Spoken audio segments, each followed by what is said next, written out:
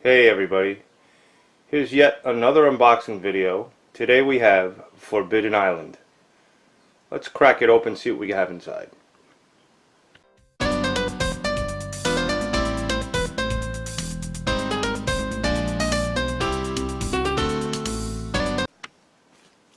So yesterday I bought a new game, and this morning I woke up and I started to unwrap it, and I said, hey, why don't I save this for an unboxing video?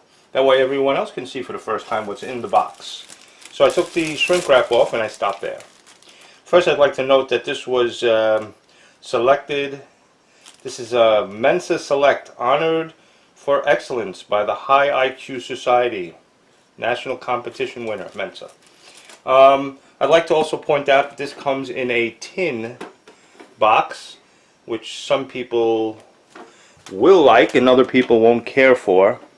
You know, because a lot of people are very picky about how they like to put games onto the shelves and stuff, and they like the fact that all boxes are the same size, and this one is a little unorthodox. But for me, I think it's pretty neat, and I don't mind. So it comes in a nice tin embossed box, and on the back there's a nice picture. It's a very shiny box, very nice. I personally like it. Let's see what we have inside. Forbidden Island Adventure, If You Dare. It's for 2 to 4 players, ages 10 and up, but I suspect you can probably get some younger kids to play this as well. First thing we notice, we have a manual, and in the manual it tells us exactly what we need to do to play the game, and that's nice and neat, not too thick. Looks like a pretty easy game. We also have there's another one called Forbidden Desert, also in a tin box. Box is a little bit bigger, and it is a little more expensive. I think this one you need to put pieces of some kind of a flying contraption together to win the game. Anyway, what do we have here? Okay, first thing we have is a flood marker. And I'm assuming you also come with, yes it does, a little clip. And I think this goes onto the card as like that. And as you draw cards, the water level will rise and your island will start to sink. Very nice. Wow, I wasn't expecting this. Very nice. Everything is nicely put in. Here are your treasures that you need to rescue to win the game. And high quality, as you can tell. I don't know what this is, but anyway, it's a treasure. This is a nice shiny treasure. Looks like a statue made out of ruby or something. This looks like a chalice of some sort or something to that effect. They're nicely made, very colorful, feel very sturdy. This one is soft plastic, very nice. And those are your treasures. Here are your people that are represented by different colors, and these are little pawns made out of wood. Not bad, not bad at all. See if I can crack this open real fast. And here we go. And these are made out of wood. Very nice. Nice to see a little quality in some of these games. This game runs approximately, you can find it on sale for $17.99. Not a very expensive game, and so far I like what I see. The quality seems to be of high quality, very good. Okay, next thing we have are the tiles that make up your island.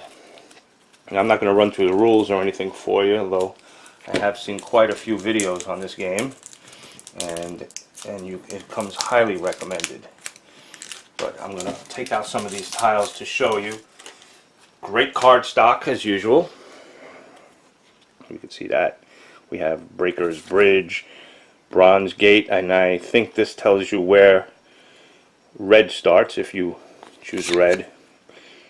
Cave of Embers, Cave of Shadows, Cliffs of Abandon, Copper Gate, Coral Palace. Let's skip down a little bit here. Phantom Rock, Here's another starting point for white. Temple of the Sun. I would think that this tells you where to place that treasure. And title place, yes, I guess that is what that is, and that's where, or that's what you have to get to get that treasure. Very nice. And on the opposite side, these are the sides that you would use if that part of the island started to sink. Now, once the tile is turned over to this side, if you do draw a card that says the waters rise, these are the tiles that are going to disappear first. And you lay out the tiles, from what I remember, as such, working around your initial 4. I'm not really sure how to do it, but anyway, you get the idea. The cards come out, they build a little island, and as the game goes on, you start turning tiles over. And for instance, if one of your pawns happens to be on a tile that sinks, you have the opportunity, I believe, to swim to one of the other islands. I guess it depends on which characters you use, which is probably in the next part of the game here, which are these cards. And let's see if I can open these without having to pause the video. And here we go, here we go, here we go, here we go. And here we go. What do we have here? We have, these must be the character cards. The Diver, you have an Engineer, you have an Explorer, you have a Messenger, you have a Navigator, and a Pilot. Once per turn, fly to any tile on the island for 1 action. So they all have something that they give you. And what I believe these are done randomly. You don't choose at the beginning of the game. You shuffle them up and hand them out, and what you get is what you get. Here the Explorer, move and shore up diagonally, because in the game you can't move diagonally except for the Explorer. The Engineers shore up 2 tiles for 1 action.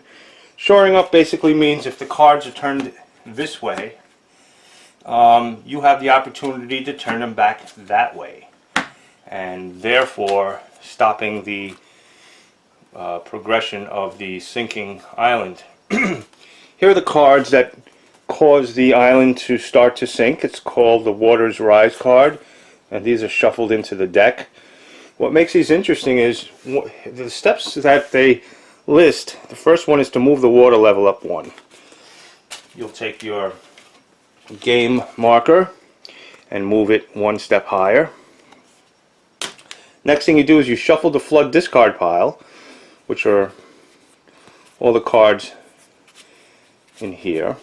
These are all your discard cards, and place it on top of the flood draw pile. So you're going to see the same cards again. So the cards that you draw are the ones that you start to turn over and start the sinking process, and then you discard this card to the treasure discard pile.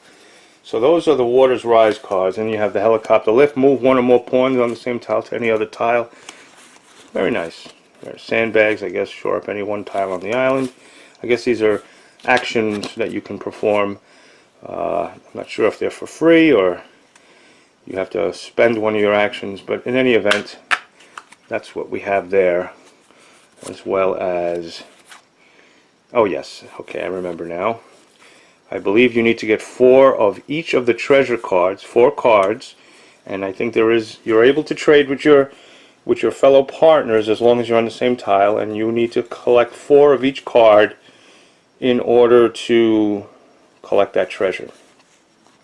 And then we have the cards that make up the actual island that tell you which island tile to start sinking. So, oh, and also a little cheat sheet on the back of each of your player's cards has a little cheat sheet on the back, order of play.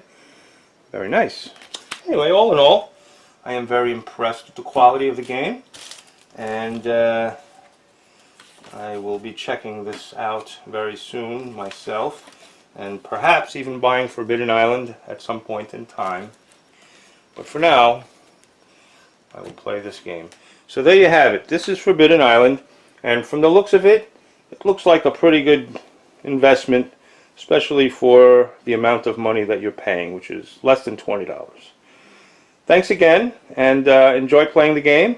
Any questions, feel free to leave me questions in the comments field, and thanks again for joining me.